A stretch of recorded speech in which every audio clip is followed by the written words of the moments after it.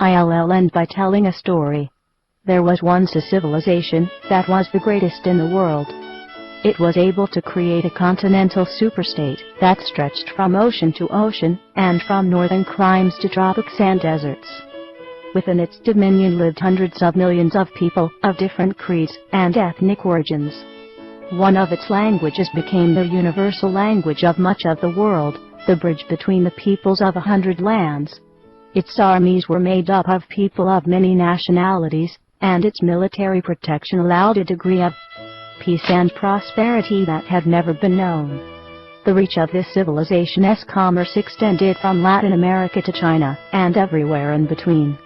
And this civilization was driven more than anything by invention.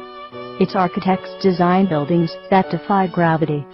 Its mathematicians created the algebra and algorithms that would enable the building of computers and the creation of encryption.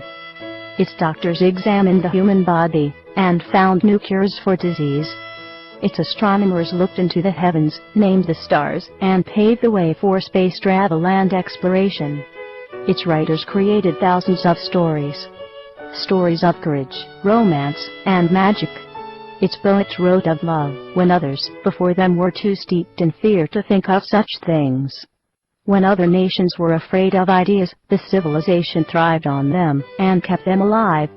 When censor threatened to wipe out knowledge from past civilizations, this civilization kept the knowledge alive and passed it on to others. While modern Western civilization shares many of these traits, the civilization I am talking about was the Islamic world, from the year 800 to 1600, which included the Ottoman Empire and the cohorts of Baghdad, Damascus, and Cairo, and enlightened rulers like Suleiman the Magnificent.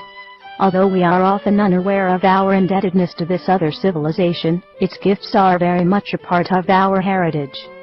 The technology industry would not exist without the contributions of Arab mathematicians.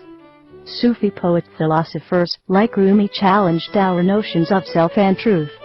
Leaders like Suleiman contributed to our notions of tolerance and civic leadership.